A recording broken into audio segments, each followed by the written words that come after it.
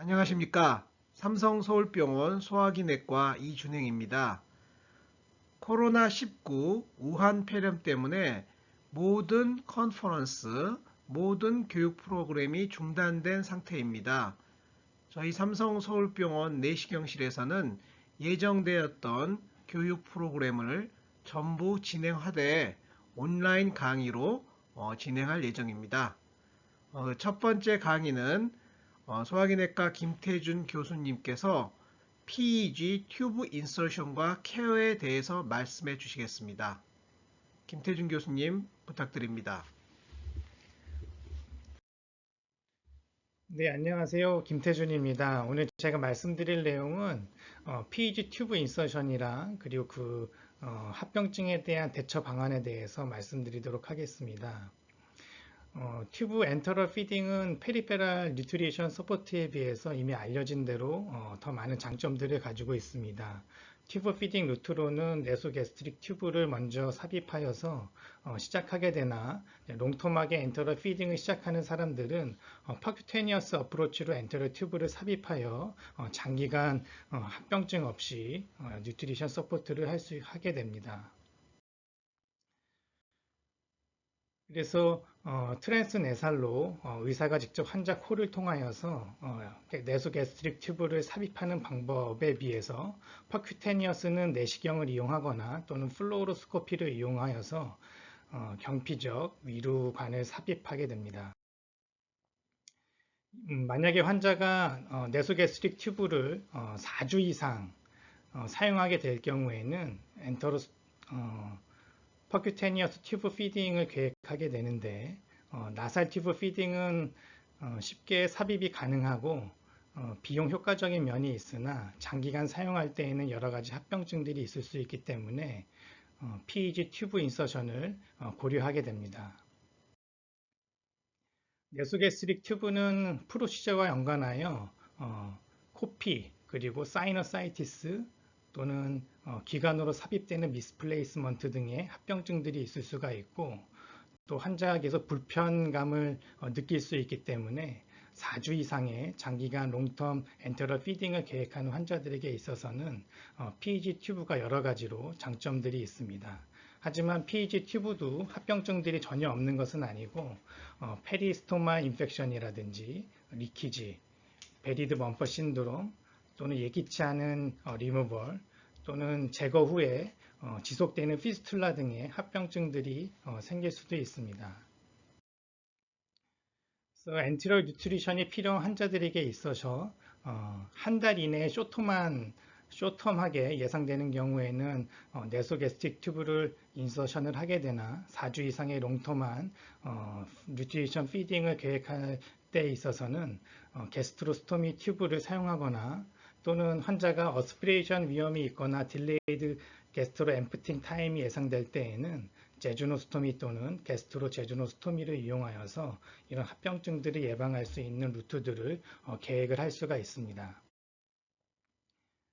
만약에 환자가 파링스나 에소파거스가 페이턴트하지 않을 경우에는 이전에 위 수술의 그런 과거력을 생각을 하여서 예전에 위수술을 받았다고 한다면 수술로서 제주노스토미를 고려해야 될 테고 만약에 이전 수술 과거력이 없을 때에는 CT를 사용하거나 또는 내시경을 사용하여서 게스트로스토미를 생각을 해야 됩니다. 또 파링스나 에소파거스가 페이턴트한 경우에는 내시경을 사용하여서 환자 복벽에 대고 내시경을 통한 트랜스 일루미네이션이 됐을 경우에는 PEG를 삽입하겠고 그렇지 않을 때에는 라파 수술을 이용한 게스트로스토미를 계획을 할 수가 있습니다. 현재 저희 병원에서 사용하는 PEG 튜브 사이즈로는 15프렌치부터 22프렌치까지 준비가 되어 있습니다. 주로 사용하는 것은 20프렌치고 벌룬 타입과 돔 타입 모두를 사용할 수 있습니다. 환자가 어스피레이션의 위험이 있거나 또는 게스트릭 아울렛 스테노시스가 있는 경우에는 제주노스토미를 시행해야 되는데 현재 저희 병원에서는 내시경을 통한 제주노스토미는 하고 있지는 않고 주로 수술 외과에 협진을 드려서 수술적인 방법으로 제주노스토미를 하고 있습니다. 벌룬 타입의 이런 다양한 그 사이즈가 있는 경우에는 환자가 좀 출혈의 위험이 있거나 하는 경우에는 작은 사이즈부터 시작을 해서 충분히 15프렌치도 뉴트리션 소프트가 될 수 있기 때문에 충분히 작은 사이즈를 이용하는 것도 하나의 방법이라고 할 수 있겠습니다.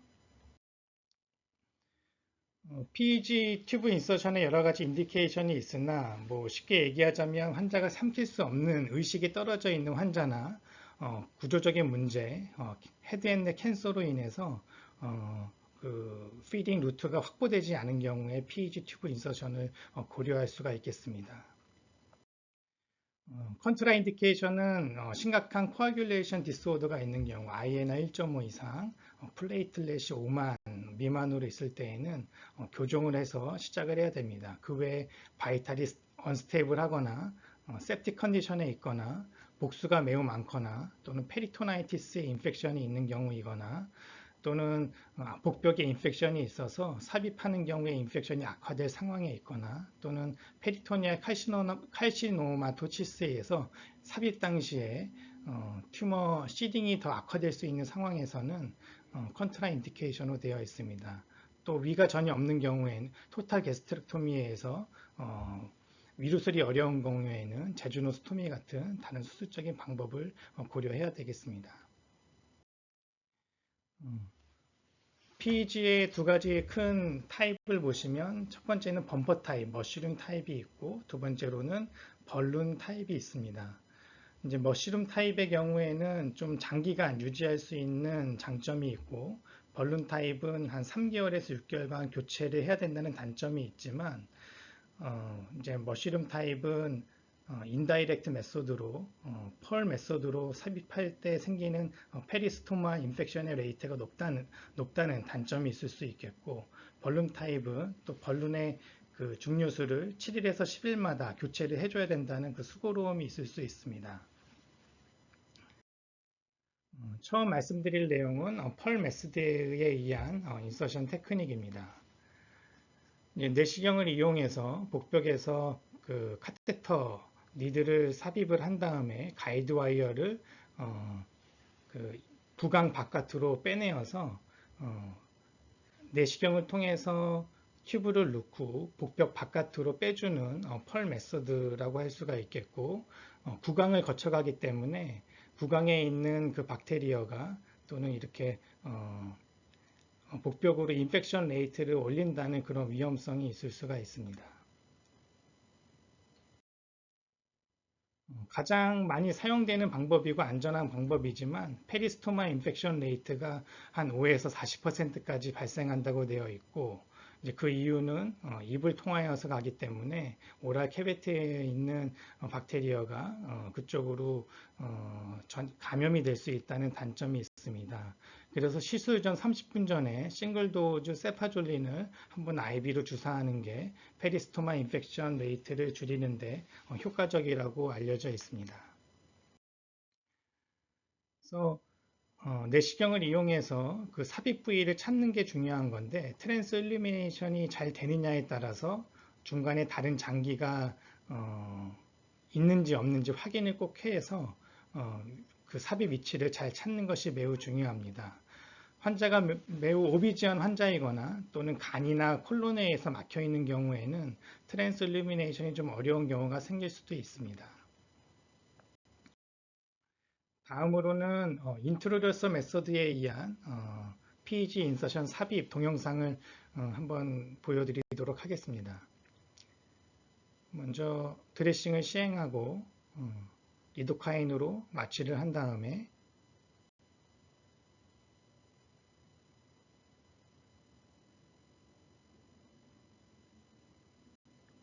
복벽과 위벽을 앵커링을 할 수 있는 나일론을 기구를 통해서 삽입을 하게 됩니다. 실을 삽입을 하는 거죠. 이때 내시경은 꼭 되어 있는 상태로 할 수 있습니까? 아니면 내시경을 하지 않고 시행할 수도 있는 겁니까? 보통은 내시경을 보면서 하는 것으로 되어 있고요. 왜냐하면 그 니들 펑처를 할 때 혹시나 다른 데 펑처할 수 있기 때문에 내시경으로 그 부위를 확인하고 하는 것이 더 좋은 방법일 것 같습니다. 풀 메소드는 아니지만 내시경은 삽입한다. 네, 내시경 맞습니다. 관찰하에 네, 시행한다. 이런 예, 뜻이죠. 예, 네, 잘 예. 알겠습니다. 그래서 1cm 간격으로 그 나일론 실을 앵커링을 시행하는 거고요.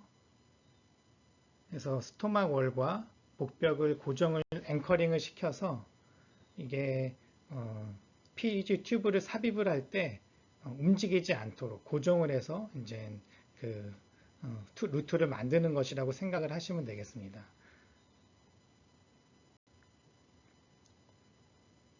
그 다음에 이제 송곳과 같이 생긴 요거를 앵커링 되어 있는 위벽과 복벽 안에 루트를 이제 만드는 것이고요.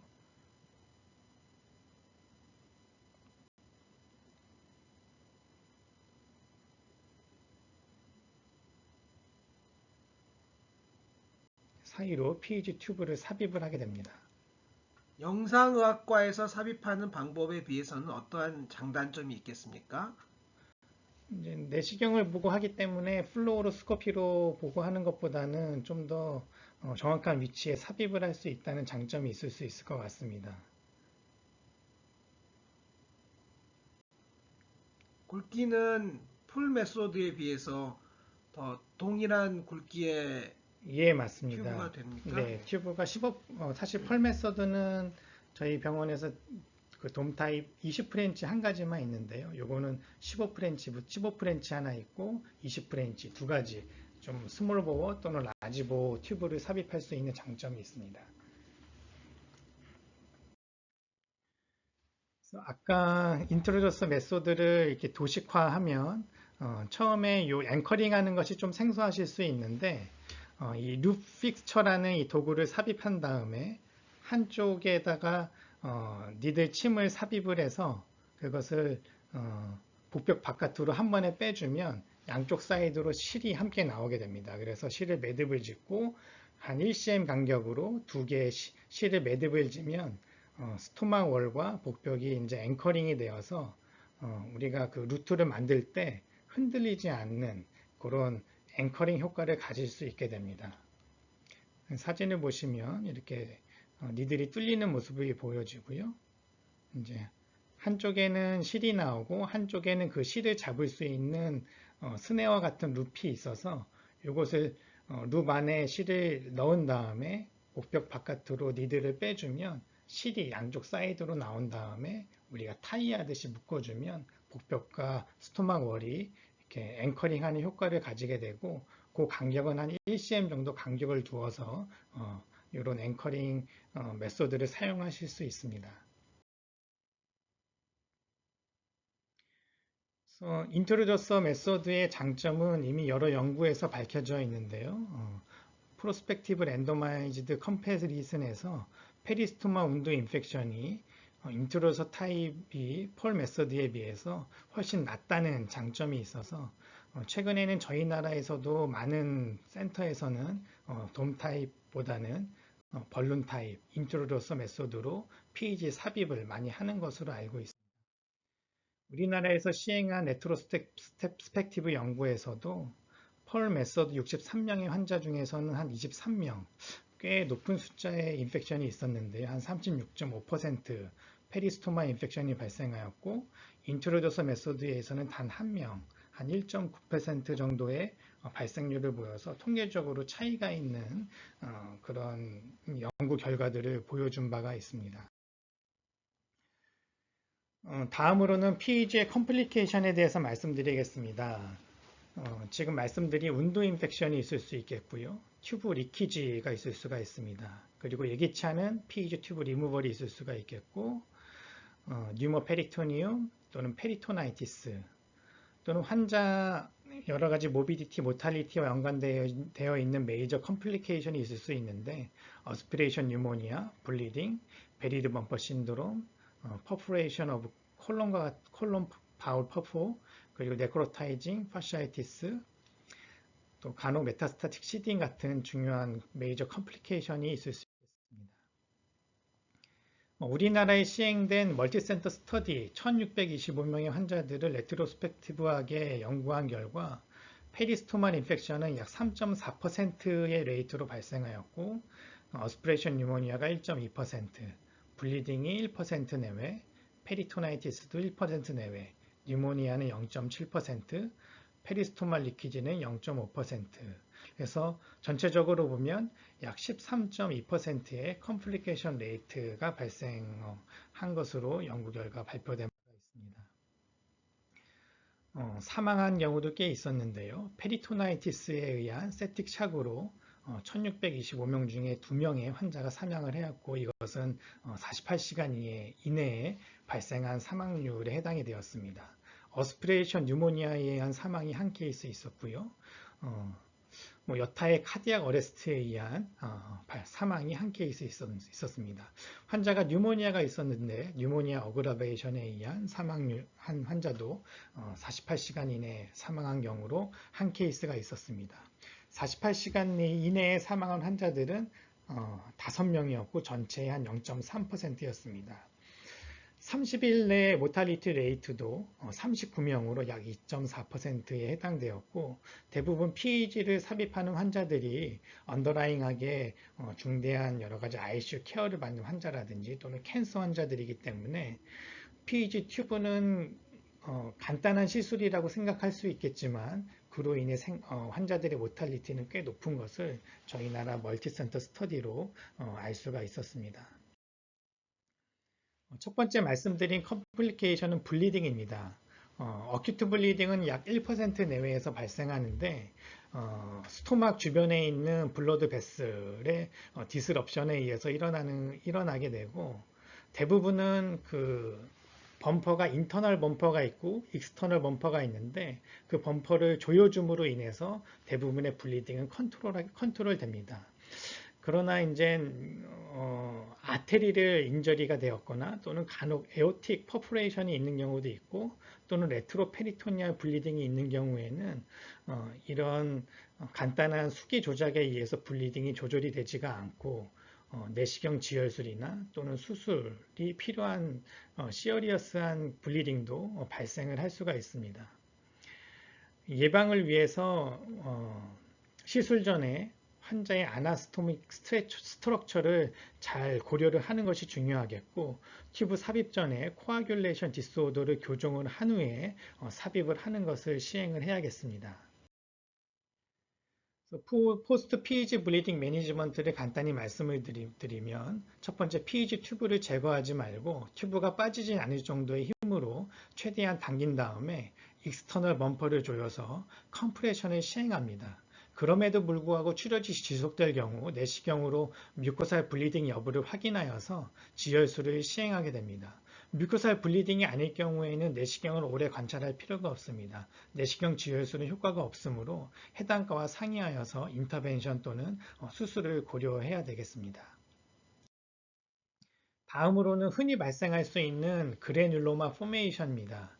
하이퍼 그래뉼레이션 티슈가 스토미 튜브 주변으로 발생하는 것으로 대부분 환자가 증상이 없으면 그대로 지켜보는 것을 권고합니다.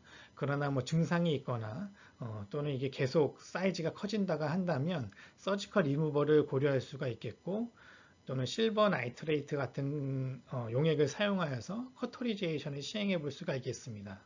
로우 도즈 스테로이드를 토피컬 국소적으로 사용하는 방법이 있을 수 있겠고 토피컬 항생제를 사용하는 것도 방법이 있을 수 있겠으나 처음 말씀드린 대로 대부분 마이너한 경우가 많기 때문에 증상이 없으면 경과 관찰하는 것이 한 방법이겠습니다.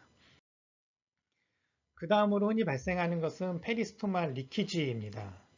게스트릭 하이퍼스크리션에 의하거나 또는 인펙션이 주변에 생겼거나 또는 튜브 디플레이스먼트가 있을 때 이런 리퀴지가 악화되는 상황일 수 있겠고 환자의 문제로서는 게스트릭 앰프팅이 딜레이드 된 경우에 또는 레지듀얼 플루이드가 많을 경우에 또는 게스트릭 피스툴라가 커지는 경우에 생길 수가 있겠습니다.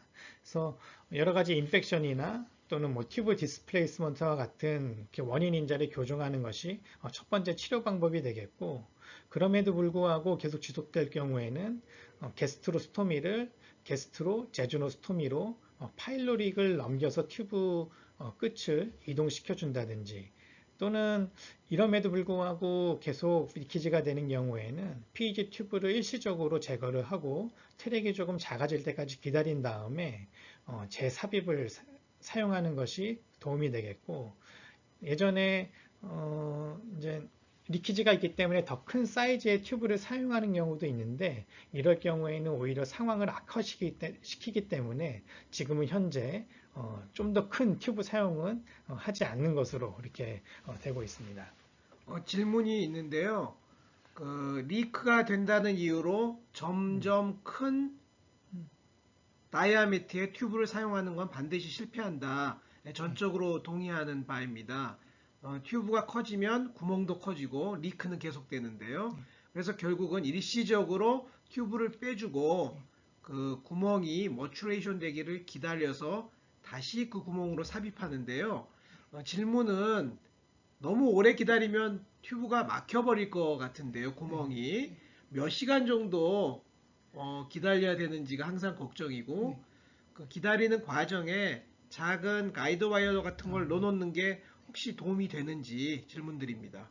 예, 그래서 보통 튜브가 막히는 그 시간이 보통 3일 이내, 1일에서 3일 이내이기 때문에 그 사람마다 팩터가 다 틀릴 수 있습니다. 그래서 개인적으로는 24시간을 넘기지 않는 것이 좋겠고, 한 반나절 정도 기다려 봤다가 다시 한번 시도를 해보는 게 좋을 것 같고요. 교수님이 얘기하셨듯이 혹시 그 입구를 잘 못 찾을 수 있기 때문에 조그만한 가이드 와이어를 넣어놓는 것은 효과적일 것이라고 생각하고 있습니다. 네, 감사합니다. 단순히 PEG 리키지가 있었던 것뿐만이 아니라 PEG 리키지로 인한 페리토나이티스가 발생한 환자도 있었습니다. 이 환자는 결국에 PEG 튜브를 리무벌 하고 프라이머리 리페어, 오메탈 패치 어플라이를 시행했던 환자입니다. 이런 경우에는 아마 트랙이 머추레이션이 되지 않아서 생긴 상황이라고 생각이 들고, 롱텀하게는 아까 말씀드린 대부분 스킨 밖으로 리키지만 되는 거기 때문에 말씀드린 여러 가지 방법들을 적용해 볼 수 있겠습니다. 다음으로 중요한 합병증으로는 뉴모페리토니움입니다. 뭐 얘기된 컴플리케이션 중에 하나일 수 있고요. 한 10%에서 20% 정도 발생한다고 되어 있고, 어떤 보고에서는 한 30% 가까이도 PEG 튜브 인서션 후에 발생한다고 되어 있습니다. 페리토니얼 사인이 없다면 경과 관찰하는 것을 권유를 드리고, 대부분의 케이스는 72시간 이내에 호전되는 것으로 되어 있습니다. 그러나 그 이상으로 유지될 경우에는 CT 같은 워크업이 필요할 수 있겠습니다. 그러나 또 환자가 머추어 피스툴라를 가지고 있는 롱텀 튜브 유지하는 환자들이 갑자기 프리어가 생긴 경우에는 당연히 워크업을 해서 어떤 문제가 생긴 건지 아닌지 확인을 꼭 해줘야 됩니다. PEG 인서션 후에 생긴 뉴모 페리토니엄 엑스레이 사진이고요. CT 사진입니다. 아까 말씀드린 대로 페리토니얼 사인이 없는 이런 뉴모 페리토니엄이면 옵저베이션 하는 것을 권유드리고 있습니다. 다음으로 말씀드릴 내용은 페리스토마 인펙션입니다. 5 내지 30% 가까이 생길 수가 있고, 여러 가지 기저 팩터들이 있을 수 있는데, 환자 관련으로는 말뉴트리션, 오베시티, 당뇨, 하고 기저질환으로 암이 있는 경우에 잘 발생할 수가 있겠습니다. 테크니컬한 문제로서는 너무 인시전을 작게 했다든지, 또는 시술 30분 전에 예방적 항생제를 사용하지 않은 경우에 인펙션 레이트가 올라갈 수 있습니다. 또 포스트 인서션 후에 관리를 잘 못한 경우에도 생길 수가 있는데요. 적절하지 않은 운드 드레싱이거나 또는 인터널 범퍼와 익스터널 범퍼의 사이의 트랙션을 너무 과도하게 해서 스토막 월에 이스케미아가 일어나기 때문에 그로 인한 인펙션도 올라가기 때문에 익스터널 범퍼를 스킨과 사이에 대도록 한 1cm 정도의 간격을 두고 유지하는 것이 좋겠습니다. 너무 긴 트랙션을 과도하게 하지 말라는 얘기입니다. 대부분 마이너한 인펙션은 로컬 항생제를 어플라이 해볼 수가 있겠고 데일리 드레싱 함으로 인해서 인펙션이 컨트롤 될 수 있으나 또 심한 케이스가 있을 수 있습니다. 이 환자는 운드 인펙션이 발생하였고 CT에서도 삽입 부위 주변에 헤이지니스가 증가가 되어 있고 인서션 주변으로 퍼스가 흘러나오고 있어서 결국에는 PEG 튜브를 제거를 하고 항생제, IV 항생제를 사용하고 호전되었던 환자 케이스입니다. 다음으로는 베리드 범퍼 신드롬입니다. PEG 튜브 끝이 그 튜브 트랙을 따라서 복벽으로 이동을 하게 되고 또 그래듈레이션 스토막 티슈가 그 튜브 끝을 이렇게 덮는 모양을 형성하게 되는데 가장 흔한 원인으로는 아까 말씀드린 과도한 그 트랙션입니다. 그래서 익스터널 보도와 인터널 보도 사이에 컴프레션이 생기면 점점 이것이 복벽으로 끌려 당기게 되면서 생길 수 있는 합병증 중에 하나입니다. 이것이 발생하면 문제가 되는 것이 피딩이 어려워지게 되고 그로 인해서 리키지가 생기고 또 리키지가 생기면 그 페리스토마 주변으로 인펙션이 생긴다는 그런 합병증들이 생길 수 있기 때문에 베리드 범퍼 신드롬이 발견이 되면 위치를 잘 교정을 해줘야 됩니다. 진단으로는 당연히 내시경 또는 CT로 시행을 할 수가 있겠고 심한 경우에는 제거를 하지만 복벽으로 다시 밀어넣을 수가 있다면 내시경으로 조절을 해는 것도 하나의 방법이라고 할 수 있겠습니다. 한 가지 의견인데요.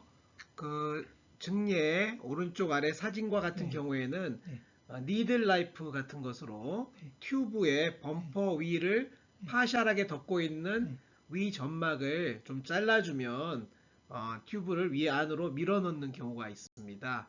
따라서 잘 의심하고 내시경적 치료가 가능할 때는 해주고 안 되면은 리무브 하는 것으로 관리하시면 좋을 것 같습니다. 예, 맞습니다. 계속해 주십시오.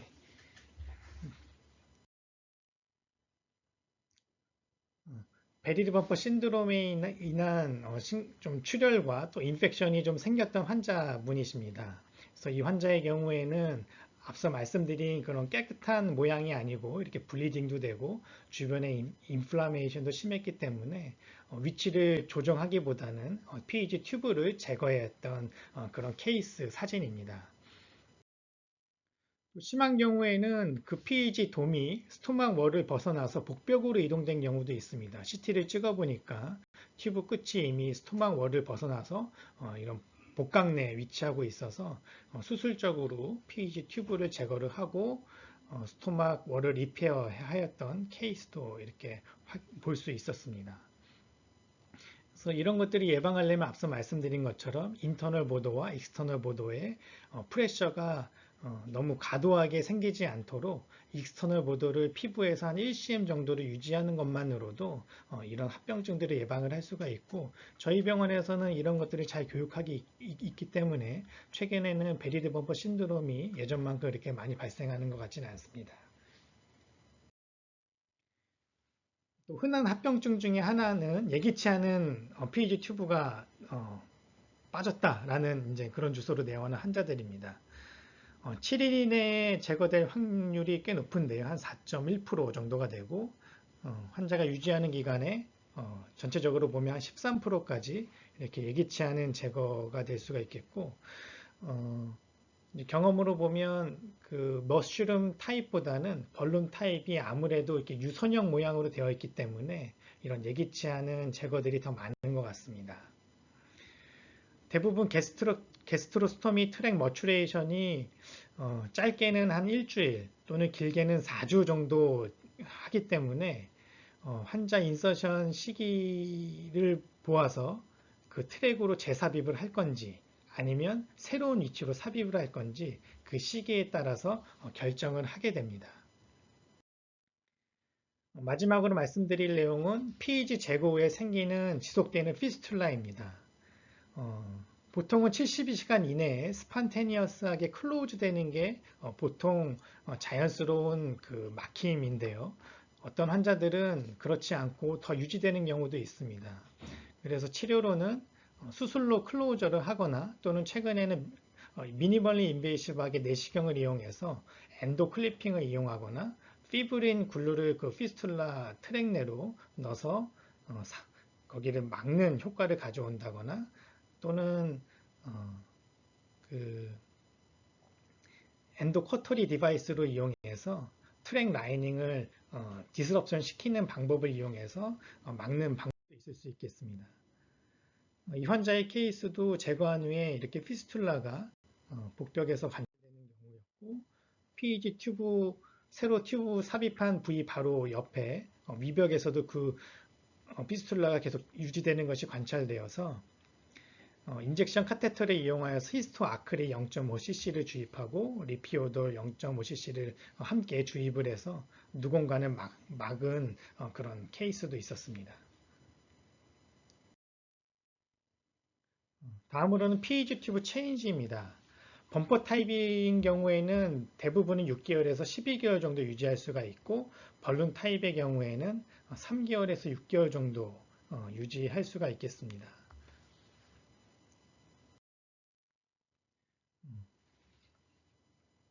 머슈린 타입 PEG의 경우에는 내시경을 이용해서 스네어를 잡고 빼는 방법이 한 가지 방법이겠고요.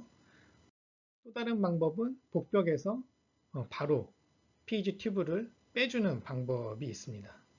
PEG 튜브를 빼주고 네 번째 사진을 보시면 PEG 튜브를 복벽으로 빼주고 그 피스툴라 트랙을 통해서 가이드 와이어를 재삽입한 다음에 새로운 PEG 튜브를 삽입한 모양입니다.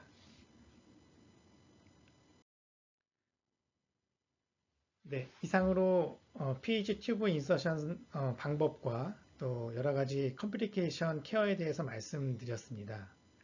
경청해 주셔서 감사합니다. 네, 수고하셨습니다. 한 가지 질문을 드리겠습니다. PEG 튜브 체인지를 할 때 체인지 튜브는 벌룬형을 쓰시는지 머쉬룸형을 쓰시는지 궁금합니다. 대부분은 벌룬 타입 PEG 튜브를 사용하고 있습니다. 환자들이 대부분 빼들이던 상태로 있는 경우가 많고 또 내시경을 하기 어려운 경우가 있는 경우도 있어서 벌룬 타입을 주로 사용을 하지만 또 보호자나 환자들 선호하는 또 방법이 머쉬룸 타입이 있는 경우에는 또 그렇게 머쉬룸 타입으로 교체를 하고 있으나 대부분은 벌룬 타입으로 교체를 하고 있습니다. 네, 감사합니다. 지금부터는 제가 몇 가지 코멘트를 추가하도록 하겠습니다. 첫 번째 코멘트는 PEG 실행 여부를 누가 결정할까입니다. PEG를 시행할 환자는 대부분 언더라잉 디지즈가 있기 때문에 모든 시술이 위험하고요. 특히 PEG는 복벽을 다소 블라인드하게 뚫기 때문에 위험성이 있는 시술입니다. 실제 내시경실에서 발생하는 메이저 합병증 중 상당 부분이 PEG와 관련된 현실인데요. 외과나 신경과나 이비인후과에서 PEG를 해달라고 요청이 왔을 때 모든 환자에서 PEG를 해줘야 할지가 고민입니다.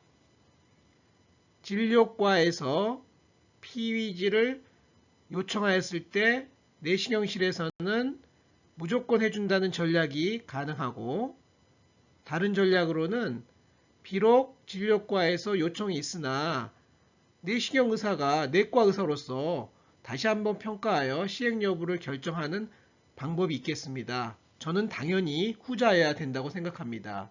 경우에 따라서는 상태가 너무 안 좋은 환자에게 PEG를 해달라고 요청하는 경우도 있고요. 아주 단기간에 뉴트리션을 위하여 PEG를 해달라는 경우도 있습니다. 이러한 경우는 적응증이 되지 않습니다. 따라서 신경과, 이민후과, 외과 등에서 PEG 요청이 있더라도 내과 의사가 다시 한번 평가하여 필요하지 않는 경우에는 해주지 않는 게 환자를 위해서 좋은 선택이다, 이렇게 생각합니다. 내시경적 방법 외에 다른 선택은 없는가? 흔히 PRG라고 하여 방사선과에서 시행하는 방법이 있겠고요. 수술로 시행하는 방법이 있겠습니다. 기술적으로 어려움이 예상될 때에는 적극적으로 영상의학적인 방법이나 수술적 방법을 권해도 잘못이 아닙니다. 특히 수술적 방법은 외과 의사들은 다소 싫어하지만 사실 마이너 수술이거든요. 내시경적 방법이 어렵다 판단되면 언제든지 외과에 의뢰하여 보다 안전하게 치료를 하시는 것도 좋은 선택입니다. PEG가 의뢰되었다고 내과 의사가 내시경실에서 모든 것을 마무리해야 된다라고 생각할 필요는 없겠습니다. 풀 방법으로 PEG를 할 때 인시전을 얼마나 해야 될까 고민인데요. PEG 튜브가 가까스로 들어갈 수 있을 정도로 인시전을 하게 되면 스킨이 PEG 튜브를 타이트하게 조여주는 상태가 되고요. 그러면 그 아래쪽에 플루이드가 고여서 드레인이 되지 않음으로써 인펙션 소스가 됩니다. 따라서 처음에는 다소 넉넉하게, 전 한 1.5cm 정도 이렇게 넉넉하게 인시전을 한 다음에 PEG를 삽입하면 그 온도는 저절로 힐링이 되거든요. 따라서 어느 정도 인시전을 해야 될지 고민이면 조금 작은 인시전보다는 조금 큰 인시전을 하자. 이게 저의 주장이 되겠습니다. 마지막 코멘트인데 서브토탈 게스트렉토미 환자에서 PEG는 절대로 불가능한가? 아닙니다. 내시경을 하면서 렘넌트 스토막의 위치와 복벽의 트랜스 일루미네이션 위치를 잘 확인해 보면 서브토탈 게스트렉토미를 받은 환자라 하더라도 렘넌트 스토막 크기가 어느 정도 유지가 되면 PEG를 시행할 수가 있습니다. 경험상 3명 중에 1명 정도는 PEG를 할 수 있는 것 같습니다. 못하는 환자가 더 많기는 합니다만, 따라서 서브토탈 게스트렉토미 환자가 PEG를 해달라고 요청이 되면은 내시경을 해보고 결정하겠다라고 답을 주시면 좋을 것 같습니다. 오늘 김태준 선생님 정말 수고 많으셨고요. 이런 식의 녹음이 무척 어색했을 텐데 오늘 도와주셔서 감사하고 코로나19 우한 폐렴 사태가 조속히 마무리되기를 진심으로 기원합니다. 예, 감사합니다. 안녕히 계십시오.